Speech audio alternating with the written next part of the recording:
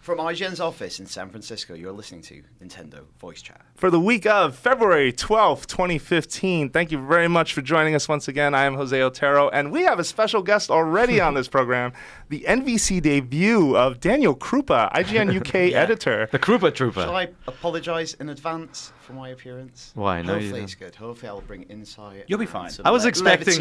Yeah. No, I was yeah, expecting some Downton Abbey-like theme to kick in I've when you never finish speaking, never but seen Downton what? Abbey. It's so good. Me either. That's good. I fell asleep during the first episode. Oh, you guys are terrible. Yeah, As far it's as great I- soporific. Yeah, I heard it's really good if you can not fall asleep. Stay awake. If you can stay awake, it's a great If show. you There watch you it like go. the scene from The Clockwork Orange. But wide awake with us, El Barape. What's up? How are you? Brian Altano. Thank you for having me on. Of course, every time, all the time. And also joining us once again, Per Schneider. It's good to be back in English this week, so I can finally understand everything you're saying again. You were in English Yeah. last week. I just wasn't here. Oh, that's right. It There was we 2 go. weeks ago. All right, so we have a couple of things to talk about. Actually, this is going to be a little bit of a fly by the seat of our pants show, so it's a little different for me or a little weird. But we want to start with, this is new Nintendo 3DS launch week. If you're in the UK and other territories, you're getting both versions. By now, you know that. Yay. In the US, you're only getting one version, the XL. All versions don't come with plugs, though, so we all have something in common. Stupid question. Did this launch in the UK right now, too? Yes. Or? Yeah. Oh, 13th, just 13th. same day. Same Okay, day. cool. All right. And once again, I think we should kick off with transfer stories because this has been kind of a thing a lot of people are asking us about. And I'm curious to hear Krupa's experience with this. Yeah, Not that the UK is that different, but No, I want to it's hear not, how but you dealt with this. It's equally confusing for people in the UK. So I did mine. I've had my new 3DS for about a week, but I didn't transfer it. And then I came to San Francisco. And I have no internet in my flat currently because I've just moved in. And I realized I can't do this because I was going to do the method using an SD card via a MacBook. Oh, yeah. But you still need the internet to do, what did you call it, a system transfer? System License transfer. License and all It's a that. license Yeah. transfer. To Yeah. do that, and then it could read all the data that I transfer on the SD card. I know. Really? Yes. I tried to do it tethering to my phone, which is not ideal. So No. I dashed into the office on Saturday morning before I needed to be at Heathrow, and I had a time limit of 2 hours to get this done. Uh-oh. I just did it. Wow. I just did it. Okay, Wow. that's you. I nearly didn't get through That security, was but I 9 just did it. 9 hours shorter than it took me. So that's the whole transfer of the Yeah, games. yeah. So that's the additional time. Yes. Again, this is all confusing. And I'm on my desk in the London office, the London IGN office, with the instruction booklet, which I think is next to useless for doing this. Yo, absolutely. Yeah. Various browser tabs open up. Videos guiding me through it, and I still wasn't really sure the best way to do this. Did you notice that the instruction on how to open the back is in a different area than the Yeah, transfer? you- And should- so there should be a like It doesn't you, even you flow look at it, right. you're like, wait, how do you do this? And then you like rifle through some like pages of text Yeah. and small print. You're like, oh, there it is. You gotta poke the sides Then you with flip the back, stylus. yeah. Yeah. And like there's that sort of like buzzing, murmuring fear in the back of your brain the entire time that if something goes awry, you have to call Nintendo customer support and be like, all of my games are gone. That's sort of the thing I was kicking around in the back of my head was that the last few years there have been horror stories of people's 3DS is getting stolen and them just not being able to just click a button and everything comes back to them like everything they had to do My somewhere else. girlfriend, when she did the last transfer, lost 130 hours of Animal Crossing time. Oh my god. I'm pretty sure I know what she did wrong, but I'm never going to tell her. She doesn't listen Because to the I, podcast. because I want to make sure people don't think like No, it's not. something goes wrong No. all the time. Like if the transfer process gets interrupted, the systems recover, right? Like Yeah, what yeah. happens at the very end of the transfer, and this is just to kind of reiterate, the game licenses are in the name of the system. Let's say your system's name is Daniel. Yeah. And your IGN, your Nintendo ID is Daniel IGN, right? Like all the licenses are in Daniel, not in his username, not his Nintendo ID. And so what has to happen is one 3DS with, the Daniel ID has to talk to the new 3DS with Daniel 2 ID and tell it, I no longer use these licenses. You now use these licenses. Well, and that happens at the very end. Well, and to add to the confusion, the question we keep getting, that we're actually looking into this right now for you, dear listener, is that if you bought a system with something pre-installed on it and you're transferring to it, what happens? Now, this is not a first-time thing. This has been happening with like the Animal Crossing 3DS, with the Fire Emblem 3DS, the Link Between Worlds 3DS. I think you had to actually download the game. It didn't come pre-installed that I can remember. But I guess what I'm throwing out there for folks is that as long as when you set up the new system that has the pre-installed game, you jump immediately into the transfer process and you don't, say, tie a Nintendo Network ID to it. Yeah, don't create a new one. Don't create a new one. Don't log in with your old one. Exactly. And even if you tried to log in with your old one, you can't because it's still on your old one. Yeah. You didn't do the transfer process to do it, which is where this all gets so mind-bogglingly confusing. And for some folks, they'll say, well, no, you just follow the instructions. Even the instructions are confusing. And that's the thing that we're trying to put out to you is just to be careful. Yeah. Don't lose 1,000 hours in Animal Crossing. I'm worried that we're scaremongering. It's actually going via a laptop and transferring data is actually very safe. Super because safe. you've got that data backed up on your computer, which maybe you should do anyway. Yeah, but there is that. I mean, I had the same thing happen to me where I lost a whole bunch of progress in my Animal Crossing game, like the last time around, and it wasn't like, it's not like losing 130 hours in Tetris. It's like losing a house how is in 130? in a flood. Oh, okay, I got you. Now. You know, Yeah. it's like everything you've been personally building. You've been paying off this raccoon for a year, and now it's gone. So we created, Politics. you know, if you search IGN 3DS Wiki, there's a section where we describe the transfer process between all the different units, and there's a 3DS to new 3DS transfer, and we outlined all the three principal processes of transferring your data. One is, you know, using a PC to back up the data and then transfer it to a new memory card, blah, blah, blah. There's one that is, you know, loading everything through the internet, which takes forever, and there's one where you only transfer the save game data and the licenses. It goes very fast, but then you have to re-download the games basically a la carte one by one, right? But you still own them. So we posted that and promoted it on IGN, and like a lot of questions came in very specific to, will this move, will I lose that? So I just want to address that. Like, if you had a DSi game like Four Swords, during the transfer process, it asks you to, it actually addresses it and will save that game specifically through to the SD card.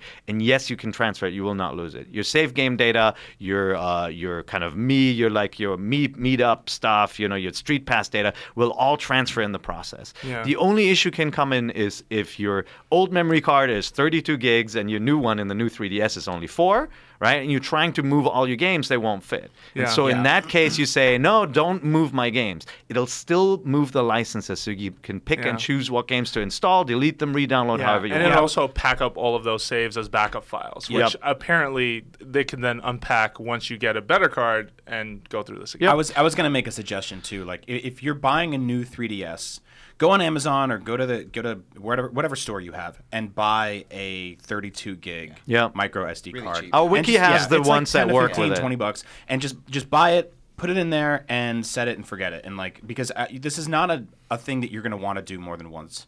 In this console's life. Get a big one. Especially with the way this is designed as well. It's even just not taking it off. easy access. Is, which is So I put a stressing to 32 gig itself. in there. I've heard there's ways to do 64. It was kind of cumbersome to work that around. It's a formating hack. You have to format it on a PC. I will say I'm one of those guys that Heard I've about gone I'm like 99% digital with my 3DS library, and I have tons of games there, and I've had no problem storing all of them on a 32 gig. So And that's the puzzling part. It feels like this was designed around like folks who aren't really relying a lot on digital, like with the size of the card that's in the system and with the process that's involved, it feels a bit strange. Which I find interesting because I mean I feel like every time Nintendo talks about sales or they talk about their game sales, more and more part of the conversation is talking about how strong their digital sales are. So to sort of undermine that with a 4 gigabyte card doesn't make a lot of sense to me. And I know you do have the ability of downloading a game and then playing it and beating it and deleting it and like moving things around the fridge, as they used to call it. I personally don't like doing that. Like, especially if I'm about to go on a flight and I want a bunch of games there. I don't want to spend the time in between booking my cab and packing my bags to download Fire Emblem over again. Well, the other thing, you know, like as we transition from the physical era to the digital one, is that we were proud of our game collections, right? I mean, when you have a lot of games, maybe you're running out of room, you're going to put some in boxes, but usually you love seeing that you have all these games and you like kind of spotting them, remembering them, and even like enticing them to play them again. Whereas in digital, like you know, there's nothing on 3DS that says this is what you own, here's your virtual bookshelf, and oh, if you want to play this game, you need to re-download it. It's like it's just not there, right? You have to go into the eShop to look at it and that's something that you kind re-download. of see in iBooks, where you can have, if you've ever used iBooks on like iOS, you can download books, but if you don't have them download to that particular device, it just shows that you still own it. And the some Kindle way. too, right? Yeah, Like your and books that's the and all thing. that. Yeah, but So- I will say that you do sort of. I think you still get that same satisfaction in terms of like my home screen. I just have all the games like listed out. I don't organize by folder. I kind of like having this patchwork quilt of icons to stare Perry and I at. were just But talking about that. they're all those are all your installed games. Yeah, You may it's only own installed more games. that Yeah, are not may displayed. have more, and none of them are represented there. But I will say this: there is light at the end of the tunnel for this transfer process. Not to kind of sway us or change this conversation too much. If you are transferring from a new 3DS, Yeah. so I did a transfer from a new 3DS XL to the Majora's Mask 3DS XL, which is right now on this table. The transfer process was 15 minutes. It still required the uncomfortable unscrew the back, take the micro SD card out at the end of the process and put it in the other system, but it felt significantly faster than any other transfer that I've done before. Well, I'm saying roughly 15. That's a light at the end of A very long your tunnel. tunnel. Yeah. Well, Like, but very, if you- very few people are going, oh man, I bought a new 3DS a week ago, but I want to get the next one a week later. that is fair. But they're able, decadent. but they can. They are actually. There were some people who are using a micro SD card in an SD card adapter in Yeah. their current Okay, 3DS, and that Yeah. transfer is actually fast too. Okay. Because Yeah. you take it out, you just basically you don't have to transfer all the data, only the licenses over. You Yeah, just and plug I it do in. want to say, yeah, it is sort of my tunnel, but there is the trap of another like limited system came out, and Sure. someone does that, and there Totally. are plenty of folks Totally. in this office who have done that. So that's not to oversell that, but I will say that. Thank God, the second Yeah, time and it's also- easier because heck no, I don't want to go through that again. 100%. And, Yeah. and again, to like kind of focus on the positive a little more, once you get through that insane bank heist that is moving from one thing to another with like a train and a helicopter on fire, the system's awesome, and I love having all my games on that thing. And it's so quick and so smooth, like kind of moving and navigating around the menus, jumping into It's the Smash only Brothers. part of and the stuff like process doesn't feel new. yeah, And that's Everything else does. You know, Yeah, like yeah. everybody who's listening who's scared. I mean, I've done transfers so many times. Like I buy every basically new system. I've never lost any data. Yeah. It does walk you through the process, so it's not that confusing, right? There's always that fear that you're going to lose something. Even like with the pre-installed games, like we're going to test this, make sure there are no hangups. But if it works like it's always worked in the past, you can even take the SD card out of the system with the Monster Hunter one, put a new one in, and the system still knows that you own that game because it's the system ID that's registered in the eShop. That's And right. so unless you create a Nintendo ID on that system to start with and muck things up, it should be really smooth. You'll just have to re-download it. Yeah, but this is definitely something that I hope if they're listening or aware or watching feedback around this entire like just bizarre process, it needs to get better. Oh, for especially sure. if you're trying to sell digital. Like this needs to And be this a is better something you've talked process. about recently, this idea of a consolidated system account. Has Yeah. to happen. Yeah. There's Yeah. no. I mean, like Microsoft's doing it between Windows and Xbox, right? Like it's crazy that it Sony's doesn't. doing it right now too happen, between yeah. Vita, PS3, and PS4, where there is one ID that everything is tied to, and you just. I thought their method was really smart, actually, to give them some credit because there's just a limit on the number of devices, and I think Yeah. that makes a lot more. That does make sense if that's what Nintendo's worried about. That folks will be signing in with Pairs ID, and there'll be 5 systems with Pairs ID, and therefore they lost sales on 5 games. And, Yeah. and the most successful systems and digital download universes out there figured this out early, right? iTunes, I can license a new laptop. I don't have to re-download every album on every device I own. The same with Kindles, right? If your household has 5 Kindles, you can transfer the data to all of these, right? There are limitations in place, and Microsoft tried to do that too, where you can play a game on any device in your house or with a PlayStation, but only one at a time. And so that's what I'm expecting from Nintendo in the future, to make it really, really seamless between different devices as well. Yeah, and pay attention to their mistakes so that you don't go making your own. Exactly. Yeah, no, that's a really good point. It's a when. It's not an if. They have to do Yeah. it because it is so freaking broken. Cool. All right. So then let's move forward to talk about Monster Hunter. And Daniel, I'm really curious to hear your experience on this because I saw you wrote a piece for IGN talking about why it's okay. I think the angle was why it's okay you're starting now. Yeah. Yeah. The piece is called Why It's Okay If You've Never Played Monster Hunter Yes. before. Because Okay. I've never played Monster Hunter before. And it's really easy because in the UK we get offered a lot of the same opportunities you get. And I'm like one person, so I turn down a lot of stuff, especially when we have someone on staff who knows Monster Hunter really well. And you'll write a better preview for the people who really like Monster Hunter. And it was really easy for me to say no to this opportunity. But I thought, hey, I really like monsters. I really like monster design. I really like horror movies.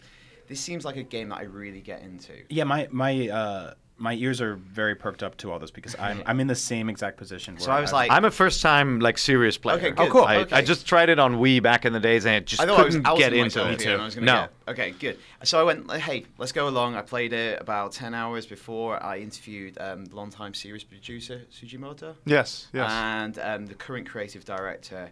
And I literally, it's not the most kind of insightful piece in terms of if you've played Monster Hunter for a long time, but it's just like, this is what it's like to get into this game. Yeah.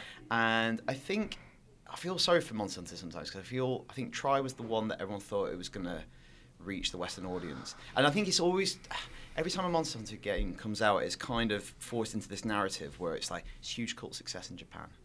But even prefacing its release like that dooms it to being a cult. Yeah. Yeah. I just think it turns people off. Like, it's a weird thing to say before a game comes out. No, Yeah. and I feel like we do fall into that trap of, is this going to be the one? We did it with Freedom Unite, we did it with Tri, we did it again with 3 Ultimate, and we're to some degree, the question is still hanging in the air with 4 Ultimate.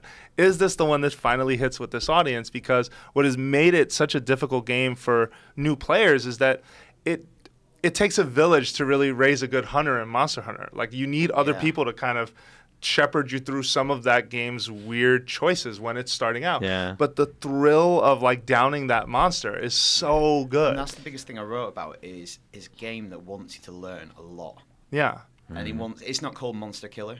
It's called Monster Hunter. There's a lot of things you have to pick up, and if you're on your own, it's quite confusing. Yeah. Okay. There's like the menu's quite dense. Tutorial system's not very good. There's lots of stuff that is just putting. Oh, you had to see like years ago. I have no idea what I'm doing. I'm cooking a steak through a mini game. Ooh, there's steak cooking in there? I've got a wet Jose stone, loves I've getting got steaks toys from in people. this. Yeah, when you There's get it lots of stuff right, like that, you hear a and- voice that's like, tasty. Oh, so that's like your steak dinner bets. That's awesome. Oh. When you get it right, you get a steak. I guess. But yeah, that was what turned me off with the Wii version. Like, you know, we often complain about games that hold your hands too much. Like, you know, Twilight Princess is like the farm scenes just kind of get old after a while, right? Even though like learning how to flip the goat or whatever that thing was super important to the ending of the game, it felt needless. Spoilers. And you're like, I already know how to climb a fence or cut a sign or pick a rupee and, you know, all that stuff. And so then you play Monster Hunter and you're like, all right, go ahead, right? Yeah. Like that's your tutorial. And like when you actually read all the things, it's just so overwhelming. See, but I appreciate that, and you and I have had these conversations a little bit too about, and not to go too far off topic with this, but about like in Destiny, where there's a lack of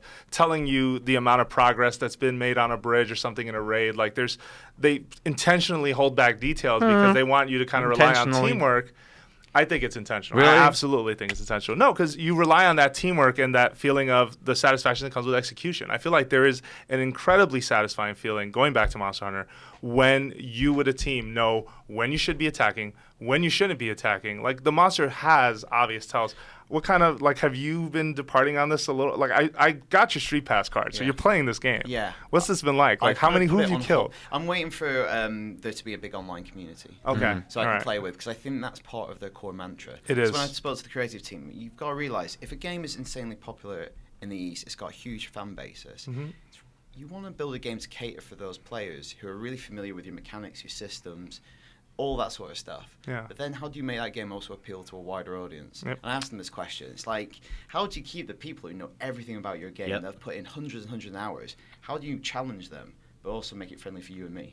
Yeah. It's really tricky. And they said they don't factor that in. They just want to make a good action game because they think people can get into a good action game, whether they're acquainted with the systems or not. And the other one is online play. They want their kind of seasoned, battle-hardened hunters to raise the next generation, just like hunting is done in caveman Interesting. times. Yeah. I will teach you my hunting skills. Yeah, 'cause I know yeah. the best way to How take do you down teach a me though? dragon. How will I learn? Can you talk to me? Can you give me instructions? Or When there's the challenge, Yeah. it becomes you're either typing messages through chat, which if you've used a 3DS for Animal Crossing, you know that that's not the smoothest way it's to not do good anything. in battle. It's It's not- more it's the not- in Yeah. between. Yeah. Yeah, no, it isn't easy You'll get for mauled. sure.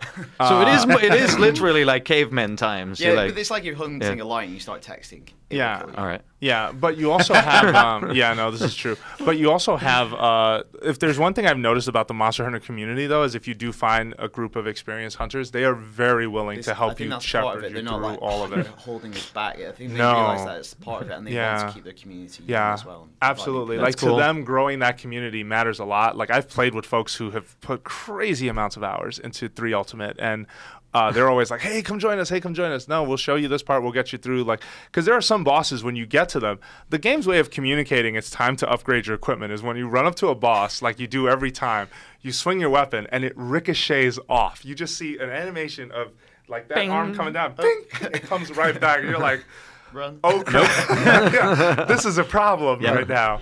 And that's something that, then okay, it's time to upgrade equipment. It's time to, hunt other monsters, get the carves that you get from that, build better swords, build better armor, resistances, like find your RPG resistances for fire, for ice, for thunder, for whatever. But everyone who I've ever teamed up with to play this game, I've so far been able to successfully get on board. So if you guys have some time, and I'd love if you all did, I'm a big I'm we gonna should do play it. it. I ordered the Monster Hunter 3DS, so I'm all in. And should we say that it's online now on the 3DS version? It isn't is. Which it wasn't with the previous one? So with the It's previous local. one, the Wii U version was online. This is going to be a fun story. If you wanted to get the portable version online, you had to use a Unscrew the utility. back. No, you had to use a utility on your Wii U that would basically talk to your 3DS and give you an online access to it. Oh, so you can It was the weird. Why? Yeah. So if you didn't buy 3 Ultimate, It's Just fun. why? yeah. Just if you Damn didn't it. buy 3 Ultimate, Just why? this was your pipeline to the rest of the world. why is nothing ever? essentially. Life is so difficult that why can't things like this just work? Yeah. Well, Like my commuter card stopped working this morning, and I had to go to the wrong train station, and they were like, call somebody, and then they're like, your bank account, your thing expires in a month, so you have to switch your card. Why can't I just play? Why don't video games just work? Life is so difficult. Forget it. I'm just not. I could forget it. we've lost Brian. No, but I will say San Francisco is stressful. It really is. Oh, it is. It really is. And you get home and you want to play a video game, and you can't without giving it a drop of your blood. When we don't have that peripheral. No. Yeah. Oh man, that's the opposite of the. Yeah, but you get Angelina faceplates, Jolie so I'll peripheral. trade you. Yeah, you with your fancy faceplates. That's it. Hey, by the way, Nintendo Europe tweeted out this like exciting tweet saying like, "Woo, look at the beautiful colored buttons! Only a couple man. of days left." I mean, you bastards! They're like rubbing it in. That's it's really interesting to watch the joy and optimism in their tweets versus the responses they're getting in their tweets. Like somebody the other day was just like, "You can use your Shulk amiibo," and everyone was like, "I can't buy that anywhere. Why don't you sell it in more places?" It truly is the promised land. Yeah, exactly. Clearly. Oh yeah, that's right. You guys. Well, let's take but a like- quick break. Actually, wait. I'll let you finish. No, then but we're gonna the go break. 3DS commercials, Yeah. none of that I have seen mention the special edition Majora's Mask 3DS.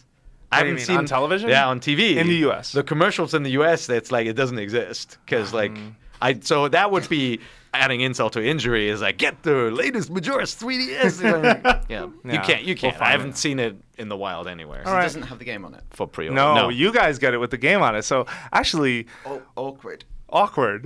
You guys get the faceplates. You get the fancy pants system Yeah, with the but game installed. I got SNES a year later, so You I got- And have how no much is sympathy one? for you. What do you pay for one though? Like, remember, it always comes I'm with not that sure. price tag, Yeah, the UK yeah. price Well, there's tag. no, because Nintendo doesn't set prices in the UK. Yeah. So- well, let's hold that thought. Actually, I want to dive deeper into that discussion, but we're going to take a quick break first. When we come back, let's talk about Nintendo's presence in the UK and what that means.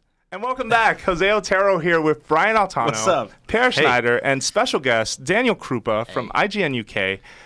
So, Daniel, I especially love the fact that you joined us this week because if there's one thing I feel that our podcast is very guilty of is always the American perspective and never really a lot of insight on what's going on in the UK. so Nintendo's American. presence. You are. You're He's- native. He doesn't even check the German papers anymore, so I'm he shouldn't Italian. even. Does that count for anything? No, I'm half Do you Ukrainian. sp- So. Oh, no kidding. But I'm really curious to hear sort of Nintendo's presence in the UK and sort of, you know, where their successes are, where their failures are. Like, I just feel like I don't know, and they constantly throw cool things to you guys. I think Nintendo's in one of Europe. the few companies where we can still talk about the big differences between the US and the UK. I think the other ones are more global and similar. But the thing is, I don't know.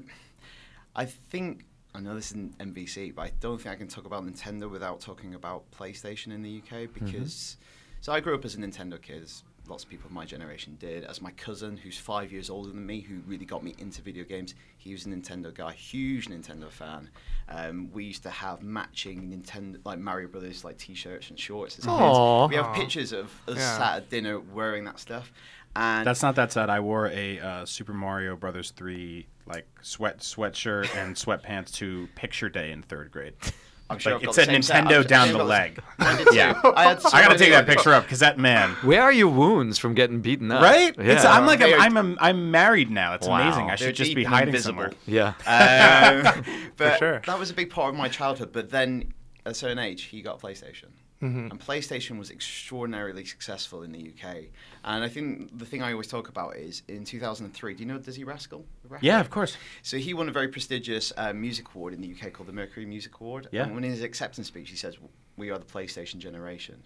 And he used that more as a kind of cultural signifier for what had happened in the UK. And recently in the UK, PlayStation celebrated its 20th anniversary. Mm-hmm. And Sony Europe did an amazing job of doing a campaign showing how important PlayStation was for people growing up in the UK. Like, it was just as important as like Britpop and Spice Girls and Euro 96 and all this sort of stuff. And I feel that kind of supplanted Nintendo in a lot of people's hearts in the UK. Like, I always had a Nintendo system still. The best games I remember are playing Nintendo games. Those are probably my fondest memories. But I got his PlayStation when he was done with it. And I think a lot of people had that experience. But that means a lot of people from my generation still have a lot of nostalgia towards Nintendo. And nostalgia in that kind of etymological sense, you know, it's the pain from an old wound. So recently I've seen a lot of people being tempted by Wii U. Yeah. And this is obviously factoring the fact that it's cognitive bias of the people who I follow on social media of like same age, same interests. Yep. But a lot of people in the last 6 months to a year have picked up Wii U's. So I still think that it has a pull on like British hearts and minds, to use war terminology for some reason. But PlayStation is so dominant and really, I think, kind of pulled a lot of people away from Nintendo, whereas I don't think that happened as much in the US. There was... I think it happened here a little bit, too. It happened here, oddly, in a sort of similar way, where the people outside of the inner circle that were gamers, like parents and uncles and aunts and grandparents, they had this general term for all video game systems growing up, and it was Nintendos. Yeah. It was like, oh, my son's playing the Nintendo, or he's sitting in front of the TV on the Nintendo. Or go play your Nintendo. So I Go play your don't Nintendo. have that as much because we had a more diversity of systems. Like, I was huge. My first ever computer was an Amiga. Yeah. Amiga, Commodore were big. That's a common story in the UK. Obsessed. Yeah. We used to have huge boxes, and that is like my first memory of video games is Amiga 500. Okay. We had that diversity, but the dominance Nintendo had was just like night and day. And then the same thing sort of happened when the PlayStation came out. That terminology changed for the people on the outside, and they started saying PlayStation. You know, like he's playing his PlayStation. But you know, Sony did a very smart thing a few years ago, which was we all sat there and we said for years Nintendo is winning because, or they get it because there's that nostalgia that they can pull from. And Sony one day woke up and said, we have that too. Yeah, because it was always for many years it was a console, gaming brand without heritage. Yeah, and suddenly hits 20. We have a lot of heritage that we can draw upon. Yeah. There was, I mean, the startup sound of a PlayStation 1 or 2, like it suddenly became ingrained in people the same way the Super Mario Brothers theme song on the NES was for me. I mean, we hire people at IGN now, and they go, I love blah blah. I love the new games like GTA 5, but I also love the classics like God of War. Like, wow, that's when I leave the room. I'm old. I'm very old, but I mean, it's amazing, and I mean, I think they're not wrong. They grew up with what they believe was their old school and what is awesome to them. And Battle Arena to Shindig. Yeah, totally. No, I remember the blood. Yeah. And I think just to kind of add at least like some anecdotal evidence to this, I feel like part of that did happen here. I know it did happen to me. Yeah. I know that the N64 era was the first era that you saw Nintendo kind of take some licks because of certain decisions they had made. And I found myself playing a lot more PlayStation games and a lot more like sort of new IPs or ideas then. But you drop Ocarina of Time, I'm back. Like we're back together. It's again, always about the software always pulled you back. It did. I wonder every time. in Europe too. I mean, it's especially in the UK. Like PlayStation in Europe was a UK-run company, really vocal and clever. Did things differently even from the US. Where I feel like Nintendo's identity was headquartered in Germany, or may still there, right? Like it's that identity doesn't easily translate to the UK, right? Like European countries are so different. You can't can't have this one approach fits all. One size fits all. Yeah, and I think that's where Sony succeed, because they adopt and assimilate to the culture in which they're in. Whereas I think we just still get the same stuff as the other countries in Europe. I don't think it is region specific. Do you get like German, like Nintendo, like it will tell you the time? Yeah, and that's what appeals to us. I can do this, by the way. It's so odd to me, like knowing the differences between the countries in Europe, having grown up there, to have a German HQ Nintendo. Where, by the way, in that market, Nintendo is not number one. Yeah, I don't think. I just reckon my brains. I can't think of anything that tries to lean or draw upon British culture and especially to lend Nintendo a more British flavor. Yeah, I mean, they barely do it here. At least within their games, I mean, there's this sort of kind of like agnostic holidays that happen in Animal Crossing and stuff like that. But other than that, nothing really. Like, I mean, maybe on their Twitter feed every now and then they'll be like, "Hey, it's 4th of July, so here's the picture of the fireworks from the end of a Mario Brothers level." But for us, I guess because we grew up as part of like so devoted to that culture. I mean, the NES was such a big success here. The Super Nintendo was such a big success here. I feel like anytime they do whip out Mario, it's almost as common and as American to me as Mickey Mouse to some degree. Yeah. Like I don't see a Japanese character in front of me or a Japanese company. I see something is very near and dear because of that. But I know you talk a lot about Amiibo on this podcast, but is that what Amiibo is going to do for the next generation? It's going to see this idea of childhood being associated with Nintendo, that character being a part of being a kid. And they're making new TV shows. That's another way that Nintendo becomes more than just a game thing. It becomes a zeitgeist thing. It becomes sitting at a table with your cousin wearing Mario pajamas. Yeah, which is, I mean, of course, which is really fascinating to me. Like I'll be in a clothing store nowadays, and you'll walk by and you'll see a section where there's clothes for people our age. So there was just like those kind of retro throwback kind of like acid wash power up shirts and stuff like that. But then you'll see a kid wearing a Mario shirt, and it's like this is almost never changed. And NVC in 15 years is going to be hosted by people that started with Amiibo, and they started with the Zelda TV show and all that kind of stuff. And that's I love that. I love that idea of this sort of eternal group of characters that just keeps coming back to people. Yeah, I will say, there was one of the big differences between Japan and the West with regards to Nintendo was the merchandising. We talked a little bit about that before here. Like in Japan, you can get anything and everything from earrings to like keychain Game & Watches, all that kind of stuff, right? Whereas in the US, it was always kind of like Nintendo let the pixel art fad happen. It happened without Nintendo, even though it is so rooted in the 8-bit NES days, And so now you're getting it more where that kind of like the simple graphics are celebrated by Nintendo. It's no longer about having a full cover of a Zelda game with Legend of Zelda text. You can have a T-shirt that just has the Triforce and it becomes an emblem that people want to wear, right? And you get now, you get that nod from people who are like, I know that. It's the club of, I know what that is. Like even some obviously the 1-Up mushroom is so iconic, right? Like you don't have to explain it anymore what it is. Obviously to thrive and kick on, it's not about being part of a club that recognizes what that is. Nintendo and Netflix joining forces means that it's not a club. Right. Everyone will know what that Triforce Actually, I'm glad you brought that up because I wanted us to jump into that. I have podcasted before. Yes, clearly. So news broke on Friday that this was coming from the Wall Street Journal, that Netflix is working on a live-action Legend of Zelda television show. Very early. What? No, this isn't like a casting call or something, super specific. But it sounds like Kyoto and NCL specifically are interested, and there were discussions. And so a lot of this was completely out of left field, but to a degree, it does fit with something that I feel Iwata talked about at some point last year, where they were talking about looking at their brands and how they can best get the most potential out of those brands, like in ways that don't compete with the games that they make. So this is why it made some, but this is why the move kind of made sense to me, and I'm not completely against this Netflix show idea. I'm curious to hear what you guys think, but 30-year-old IP, very iconic, one of the highest Metacritic averages. In some ways, like the series in video games is still Zelda to a degree. The expectations are always high. The production is always, for the most part, incredible. Yeah. Does that translate to TV? I'm not sure, but I'm willing to watch someone try. I don't know if it translates to TV, but I know it translates to Netflix. And I know that Netflix is...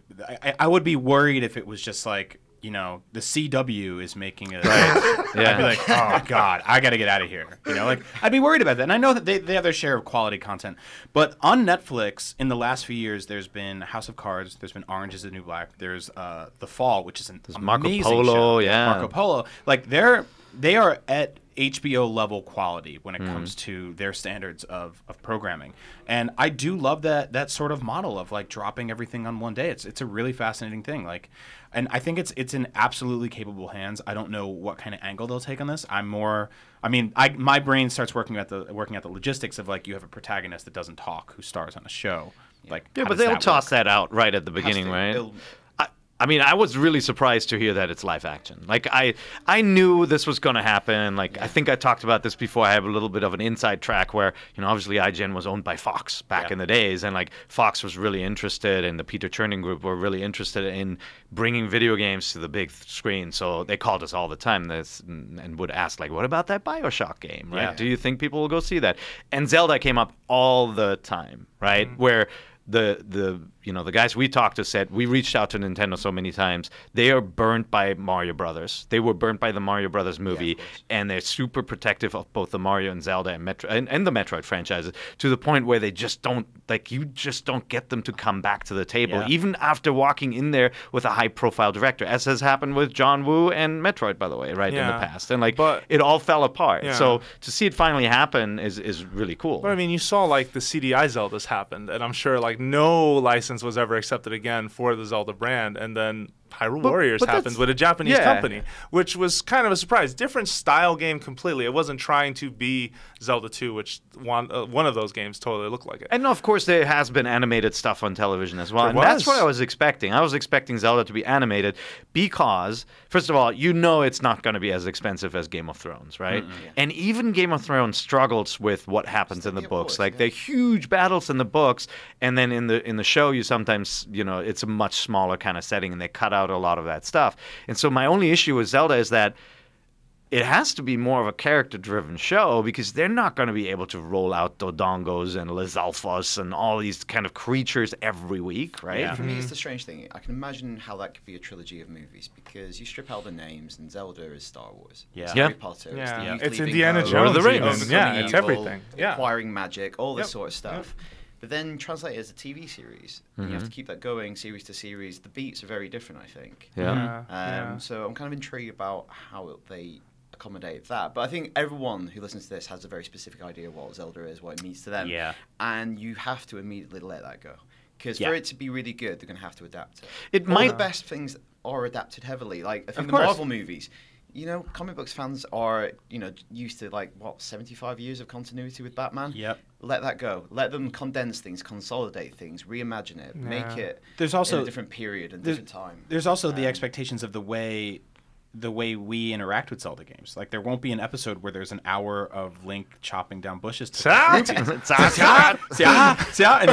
sitting there watching it. You're like, what? That's what you feel. That's the first It's a bomb in the bush. But I really do hope they do a sort of Silent Bob type of thing where he is quiet for the first 2 episodes, and then he's just like, and then one day he's just like, yeah, I've got to find a fire temple. And everyone's like, oh my God, he talked for the first time. That would be really cool. I hope they do something like that. I mean, at its worst, it could be a quest-a-week show like a Hercules or Xena or any of those shows. Remember those? I mean, they had creatures. Obviously, the effects were really bad, like by today's standards. I don't want to watch that. But it could be, you know, it could be more kid-oriented, where they're not going to tell this complex kind of evolving storyline with time travel. It'll be more simple. But it is more an adventure than it is Game of Thrones. Game of Thrones is very strategic. It's all about who is going to get, to some degree, screwed over. It's like Survivor, but set in fantasy times, where it's like, who's going to get killed this week on the show? I don't know. And I don't know if... I'm looking forward to seeing how that's adapted, but when that was the one thing that stood out to me in the pitch, is like, this is bizarre, man. Like, I don't know. What's the audience think Once for Upon this? a Time, right? Like, all the kind of the resurgence of all these kind of fairy tale stories that are being told in theaters, but also on television with Once Upon a Time, those shows. That's what I think Netflix saw. They're like, you've got these established characters, this entire universe. I mean, just think about all the Zelda games and all the characters that have appeared. So I think that will be their approach. So what if we take, like, here's my pitch. Okay, so first season is, they do the epic. It's 12 episodes, and they split it up to 4 episodes. per section, and they do Ocarina of Time. Second series, they reboot True Detective style. You have a different Link and Majora's Mask. And they keep doing that.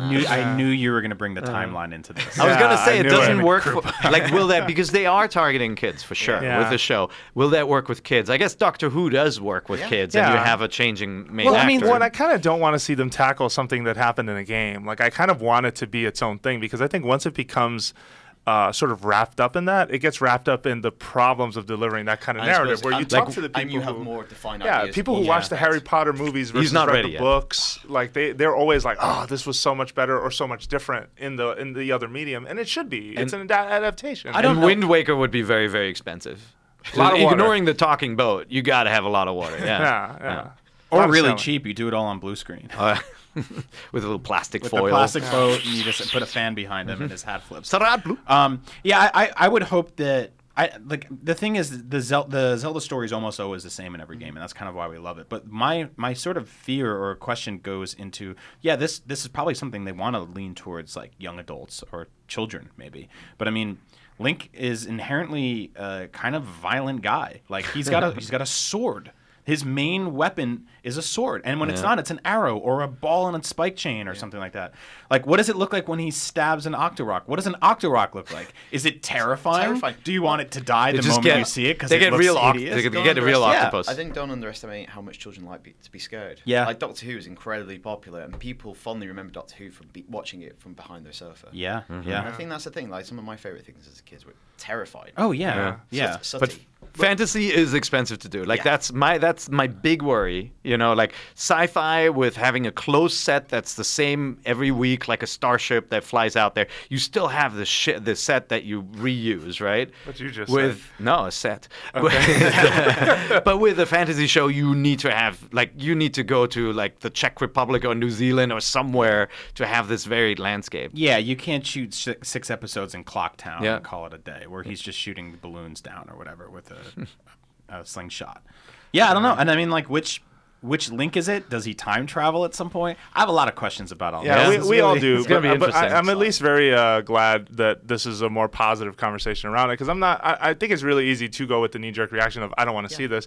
I think that if it's an absolute failure, if there's one thing I learned from getting worked up about Hyrule Warriors and then watching it roll out and it wasn't really that bad, was give it a shot. What's the worst that can happen here? Every Zelda game still exists. Yeah, thank you for saying that, by the way, because I saw some people... Did you forget?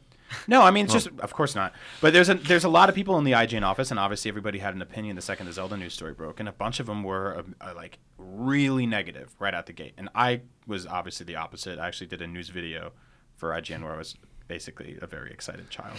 Wow. But I think, like, be optimistic about this. You know, like, I mean, this is incapable hands. Like I said, Netflix has a great track record, and this is actually it's better news than when the Sony hack happened and we heard about that rumored sort of CG Mario animated film that Sony was supposed to do. Mm-hmm. Like, that fell through, and I don't know how I felt about that. But this, I think, this is a better example of worlds colliding. So I do want to talk about one more thing in relation to sort of this idea of trying their IP in other areas, in places that they're not experts in or in places that they never tried before.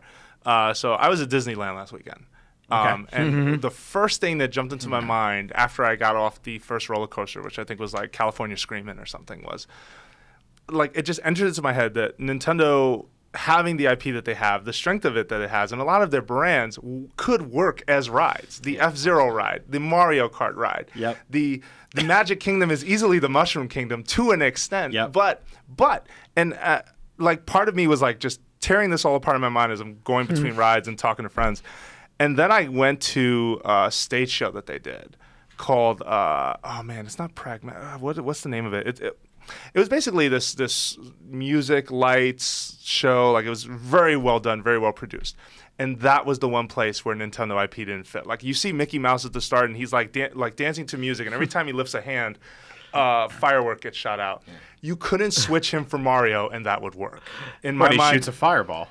No, it didn't feel right to me. Everything else about amusement rides with Nintendo branded to them or in a park around Nintendo felt right until that very moment. What about those cat puppet shows they did in Japan? It totally works. I have a really funny... First of all, there was a Nintendo Land game, and we all know how that turned out, which was kind of here nor there. No, but toss that out of the equation. Look at the brands themselves. Forget the Nintendo Land part. I don't know if I told this story on the show, but I had this very specific moment that kind of shaped my creativity at IGN. Was a few years ago. I did a lot of like visual features, and I was working on this thing called. It was called Nintendo Theme Park, and we actually started comping out what that would look like and photoshopping them. And we had this thing that I built in Photoshop called the Triforce Ferris wheel.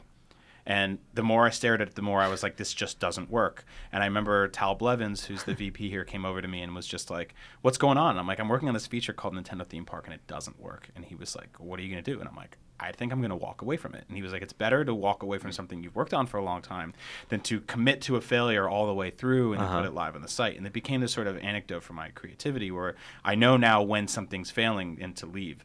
And then a few years later, they made Nintendo Land, and I was like, damn it. But the idea is still good. I think it could work. I think it totally can. And like if you think about like Star Fox and like I mean the parallels to it is Perfect haunted house. Yeah. It is Disneyland. Nintendo is the Disney of video game companies. There's no way around it. The variation of like all these things that especially now match up what Disney has with Star Wars and Indiana Jones. That's Nintendo right there, right? Like with the racing, the cars and all that. It's crazy. It's a really good parallel, I think. With respect to shows, I think you could pull off a show. Certainly with like a Legend of Zelda theme or something. Oh, yeah, like obviously, the like Jones show that you Star guys Fox would sometimes look a use. little creepy. Like I'm scared of those the strange animals Sure, anyway. sure. But like when I lived in Japan, I went to there was a Star Wars live stage show. It was horrible. Like they had a giant freaking life-size Millennium Falcon at the end, and it was like constructed from like blow-up parts and stuff. And like you're sitting there and you're kind of sad. Like you're like, that's not what it looks like, you know. But I think the reason that But in it my can mind work. it did, the reason in my mind it didn't work is because when I grew up watching Disney movies, like dancing and singing and all of that was very inherent to what Disney is. You look at Nintendo games, that is completely absent. It's not about dancing princesses in a ballroom with the Beast or something like that. Like when you have that sort of angle on the performance, I feel like that's why that stage show works so well. There are moments in there where it's all super coordinated. Maybe that's the biggest part where it diverges. It And does they have absolutely. interactive attractions. Or you change it. I mean, like you can do like the shadow puppet style or like more practical stuff where you represent like you project a pixelated Mario onto a screen and like you mix them into the world. I think there's a lot that can be done with tech too. And imagine getting on a ride and the minute it starts, you hear, like you're just like, yes, this is what I want. This is it. Sitar music playing. Yeah, like I went on, there was this Toy Story ride where it was an interactive game that you're like basically using a little turret to shoot at targets. I'm just like, Nintendo can make this game so much better. See, now I want the Wind Waker remix of It's a Small World, where you're sitting on a boat and you're just driving by all these little cell-shaded... It's in my head. Forget it. Don't worry about it. Very nice. Well, and in Japan, they've experimented with some of this, but we haven't seen them commit to something bigger in the West. I think there was like some experiments with Pokemon, or I was talking to a good friend of the show about it, and I just can't find the messages he specifically told me. We're like, yeah, they've actually tried some of these things, but it hasn't been something like a Disneyland. And I'm not saying I would want to see Nintendo transfer, dump a bunch of money into an amusement park, because there's got to be a huge amount of risk involved with that, which I don't know the business at all. But imagine Nintendo Disneyland partnership where there is a Mario Kart ride that you're on as some crazy like roller coaster, or it could be like Radiator Springs, although they wouldn't want it to be like anything else. But this was F-Zero would have to be the roller coaster. Oh man. Yeah, it would have to be. And it's just all if it played perfect. the music, you hear the Mute City, I'm done. The Mario Kart one would be great if at one point a character cuts you off and drops a banana peel and it simulates you doing Spinning. flips and, wow, wow, wow, wow. Like, that would be awesome. And then Luigi drives by That could be looking at you. You want a theme park where little kids can simulate car crashes. Kind of.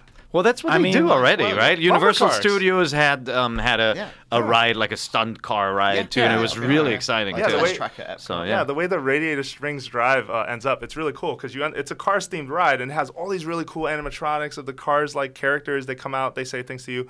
But then so there's a car in front of you, and what you don't realize is you both get sent in two directions. You get a tire job, they get a paint job. You both come out to a racing strip, and there's a start in front of you. They count down, and you both go.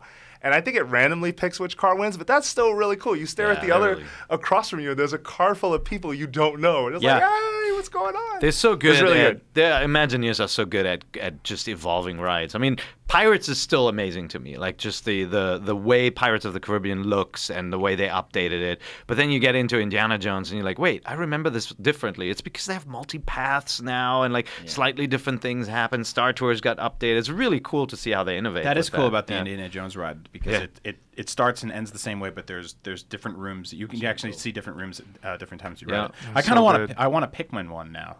Wow. Like, it's What just would like that be? well, just everything is gigantic and there's giant monsters trying to attack you. I like it. I mean, like it. I think you'd have to get away from your Olimar and you're throwing Pikmin at everything, or maybe you do, and there's a sort of simulated cannon that you have that shoots them. But I think going by and seeing like a bunch of tiny animatronic Pikmin lifting up a giant strawberry was just that's a good way to spend an afternoon. What kind of Pikmin are you? Fountain Water Park. Me? Yeah. I'm definitely the purple one. You're purple Wait, Pikmin? Say that one again, Krupa. Zora Fountain Water Park. Yeah. Oh, man. the Also, fairy in fountain. Luigi's Mansion, does everyone get a Hoover? No. They get a vacuum cleaner. That would be Hoover awesome. invented vacuums, didn't they? Yeah, I think so. Was it Kirby or Hoover? It was one of the It was two, one of them, right? yeah. Yeah. But yeah, in the UK, you But guys yeah, call you vacuum do that cleaners ride just like Hoovers. the haunted house ride at Disney, which is like there's holographic ghosts everywhere. But maybe I you hope- I get a hope this vacuum wasn't cleaner and a- you got to turn around. Yeah.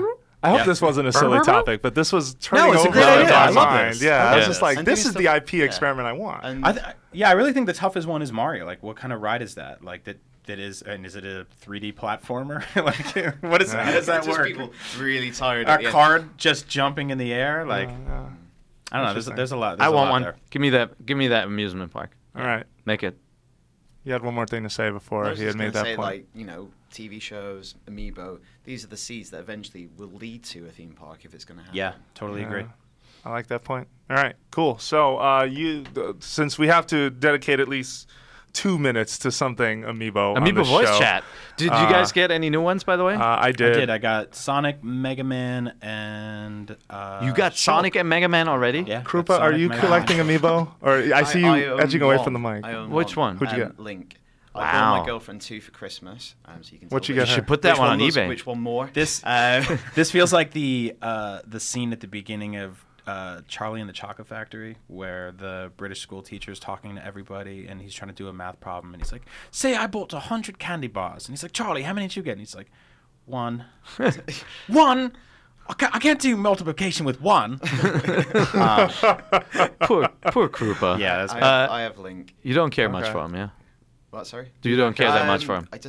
I buy a lot of stuff that I Gotcha. don't Yeah. really need, so I just don't want to go down a very slippery slope. I've Yeah, seen it your is. Twitter Yeah. feed. Yeah. It is I- a slippery I- slope. I just fell into Shulk, which is awesome. Yeah, I got on Shulk that as slope. well. Shulk Yeah. actually, like, you can see the difference between the characters now. If you compare like Marth and Link's faces with Shulk's, it's a huge Oh, difference. he looks the great. new, Yeah. the new one's DDD is like weighs as much as the me. quality is getting much better. Day to Day was really good. Yeah, Chic, not so hot. I like honestly. Chic. Nah, it Former wasn't NVC huge. host Craig Harris, shout out to Craig, was talking about how he got the DDD one, and it felt like it was going to tear the packaging off the wall because it was so yeah, heavy, yeah. No, true. So I got true. fat as a fat amiibo. we got. I mean, in the US, it's still it's different in the UK, where maybe that artificial kind of scarcity is not yeah. getting people to so riled up. Villager's hard to get. There's a few that are sold out. and- But here, like Rosalina is really hard to get, or any of the exclusive ones like Shulk. Like Rosalina, this guy from Australia,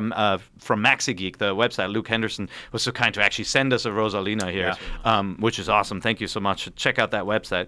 But like this is really interesting. I have for the folks who are only listening to this, I have a custom Marth here.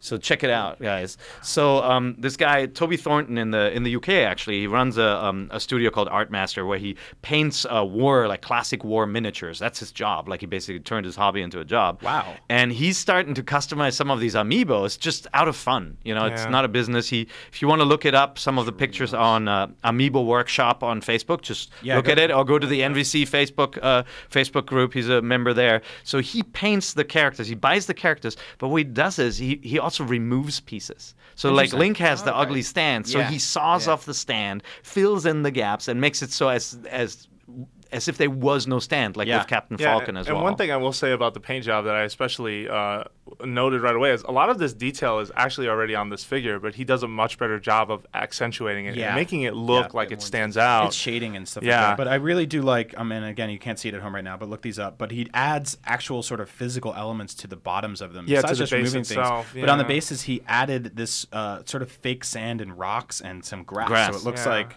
Marth's not just standing on a gold coin. It's slightly a nativity scene, like flooring, but it still comes across as a lot better than the Smash coin. Well, it's classic miniatures. If you play any of the war games or Warhammer, all that, a lot of the painters do this kind of cool custom stuff to the stands. Yeah. I still think like Disney Infinity or even Skylanders, and we talked about this before. The base being sort of its own mold is really cool. But this is an interesting alternative. He uses these static fibers that he drops onto like this glue to make it stand up like that. It's really interesting. I had no idea that existed. Whole set of these. Yeah, so he, I don't know if he's doing this as a business. I think he's just doing it for fun.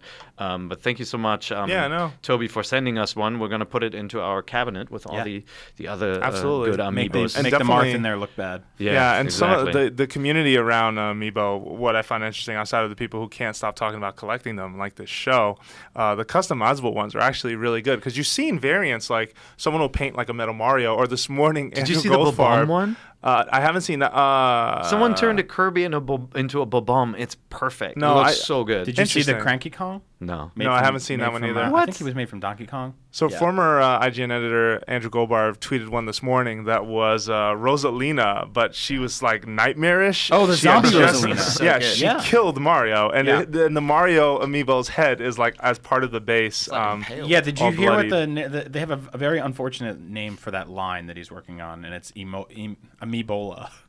Oh, that's terrible. It's really bad. Oh, it's really bad. I don't support that name. I do support the artwork he's doing because it's cool, but you need a new title, buddy. There's a lot. I mean, I think Kirby is going to be a favorite for customization because it's just a giant circle, right? So there are people who have changed his facial expression to do the sucking face, like where he's like, like breathing in something. You can do a lot with that one, whereas the others are a little harder. So if you listen to the program and you're customizing Amiibo, why don't you send us some photos? Email nvc@ign.com. We'd be really curious to see what you've been doing with them. I know the ones that we have seen we've been really impressed with, so we definitely would love to see more. Cool. And that's our show this week, guys. It's in the books. When are you flying back? Are you heading out? I'm going home later today. I came in to do this. Okay. Right. And you can find more of the wonderful Daniel Krupa on a couple of shows. So you're on the Superhero Show, Rebel Base, ign UK podcast. All right. Every other week or so. Yeah. So definitely check those out, especially Rebel Base. I absolutely love that show. Thank you, very, very nice one. I'm sure there's some Monster Hunter article he did too. That's right. Yeah. I'm sure there's some duck hunters listening to this podcast as well. There you go. All right, awesome. Well, that's our show this week. Please keep in mind you can always support NVC by giving us feedback. Let us know at nvc@ign.com what you think of the show. We're a weekly show on IGN, but we also can always use emails telling us how we're doing and what's going on. Also, rate the show on iTunes. That's a place where we would love to hear what you think. Lastly, going around the room, you can find Brian Altano at Agent Bizzle. On Twitter, you can find Daniel Krupa at Krupa. You can find Per Schneider at Per IGN. You can find myself, Jose_Otero on Twitter. Thank you very much for listening, and we will be back next week with more Nintendo Voice Chat. See ya.